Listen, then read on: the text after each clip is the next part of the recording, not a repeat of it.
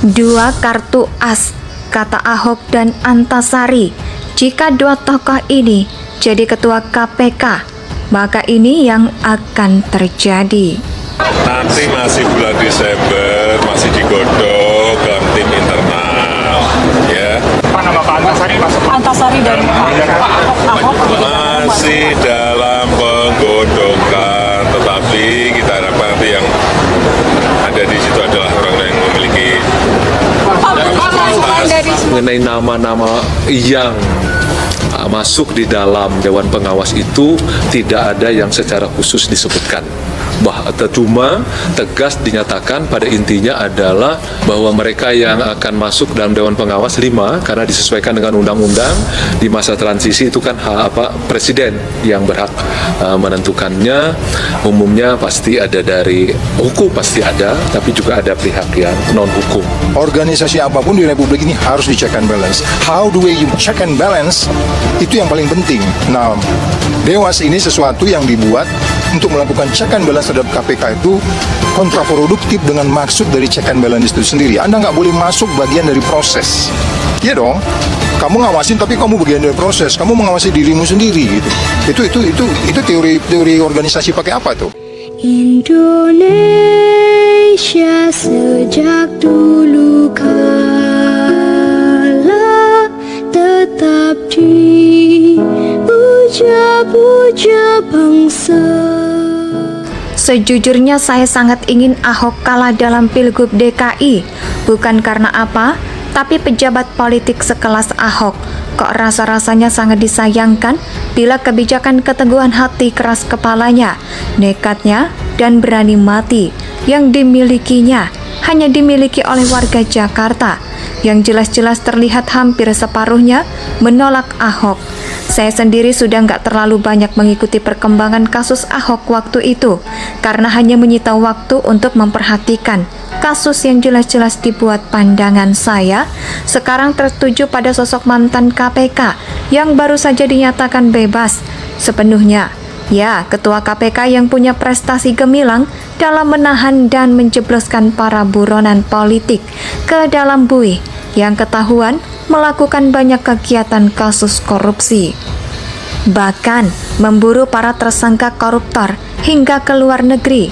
Saya masih ingat pada masa itu tiap bulan sekali wajah beliau selalu menghiasi halaman depan koran sebagai berita utama karena prestasi-prestasinya dalam menjalankan fungsi KPK.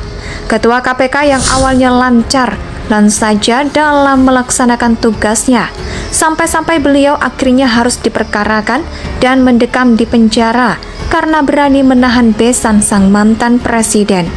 Ya, beliau adalah Antasari Azhar. Sepak terjangnya sudah kita ketahui. Beliau nggak pilih-pilih dan pandang bulu.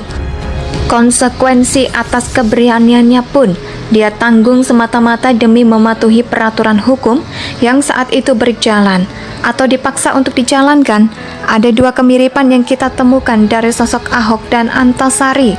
Sama-sama berani, sama-sama mereka tidak takut mati, tegas dan brutal, serta sama-sama menjadi momok yang menakutkan bagi pihak-pihak yang ingin merongrong kekayaan negara sampai harus segera dimusnahkan dengan cara yang sama, yaitu pembunuhan karakter dan daerah reformasi yang sudah menjadikan HAM sebagai landasan dasar dan meleknya masyarakat akan teknologi informasi.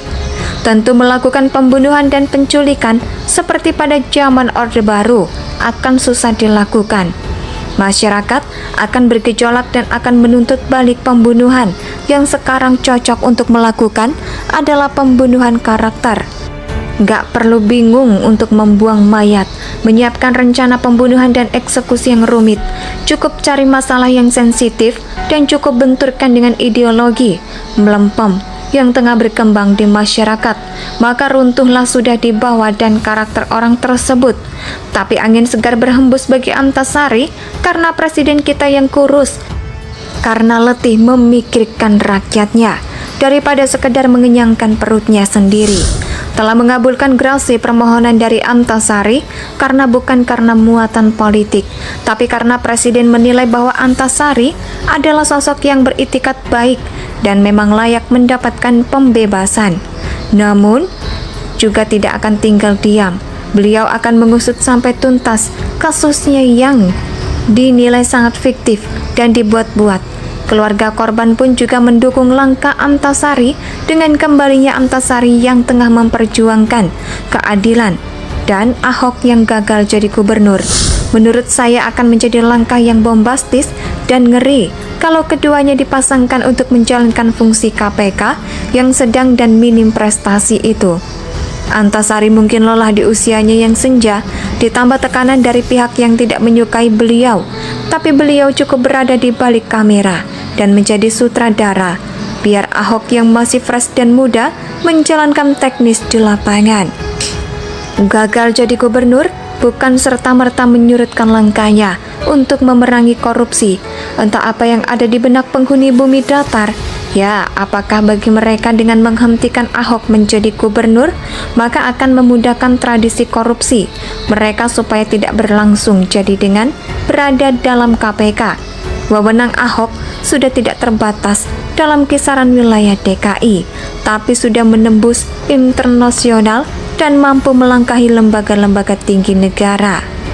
Sejujurnya saya sangat ingin Ahok kalah dalam Pilgub DKI, bukan karena apa, tapi pejabat politik sekelas Ahok kok rasa-rasanya sangat disayangkan bila kebijakan keteguhan hati keras kepalanya, nekatnya, dan berani mati yang dimilikinya hanya dimiliki oleh warga Jakarta yang jelas-jelas terlihat hampir separuhnya menolak Ahok.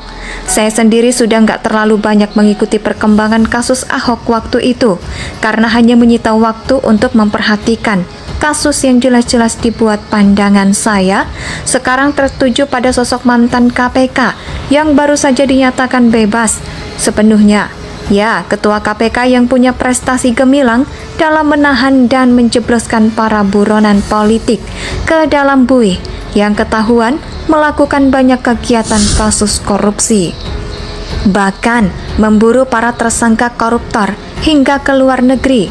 Saya masih ingat pada masa itu tiap bulan sekali wajah beliau selalu menghiasi halaman depan koran sebagai berita utama karena prestasi-prestasinya dalam menjalankan fungsi KPK. Ketua KPK yang awalnya lancar saja dalam melaksanakan tugasnya, sampai-sampai beliau akhirnya harus diperkarakan dan mendekam di penjara karena berani menahan besan sang mantan presiden. Ya, beliau adalah Antasari Azhar. Sepak terjangnya sudah kita ketahui. Beliau nggak pilih-pilih dan pandang bulu. Konsekuensi atas keberaniannya pun dia tanggung semata-mata demi mematuhi peraturan hukum yang saat itu berjalan atau dipaksa untuk dijalankan. Ada dua kemiripan yang kita temukan dari sosok Ahok dan Antasari. Sama-sama berani, sama-sama mereka tidak takut mati, tegas dan brutal, serta sama-sama menjadi momok yang menakutkan bagi pihak-pihak yang ingin merongrong kekayaan negara sampai harus segera dimusnahkan dengan cara yang sama, yaitu pembunuhan karakter dan daerah reformasi yang sudah menjadikan HAM sebagai landasan dasar dan meleknya masyarakat akan teknologi informasi. Tentu melakukan pembunuhan dan penculikan seperti pada zaman Orde Baru akan susah dilakukan. Masyarakat akan bergejolak dan akan menuntut balik pembunuhan yang sekarang cocok untuk melakukan adalah pembunuhan karakter. Gak perlu bingung untuk membuang mayat, menyiapkan rencana pembunuhan dan eksekusi yang rumit. Cukup cari masalah yang sensitif dan cukup benturkan dengan ideologi melempem yang tengah berkembang di masyarakat. Maka runtuhlah sudah dibawa dan karakter orang tersebut.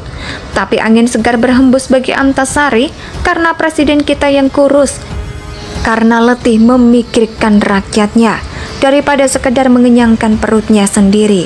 Telah mengabulkan gerasi permohonan dari Antasari bukan karena muatan politik, tapi karena presiden menilai bahwa Antasari adalah sosok yang beritikat baik dan memang layak mendapatkan pembebasan. Namun, juga tidak akan tinggal diam. Beliau akan mengusut sampai tuntas kasusnya yang dinilai sangat fiktif dan dibuat-buat. Indonesia tanah air beta, pusaka abadi jaya.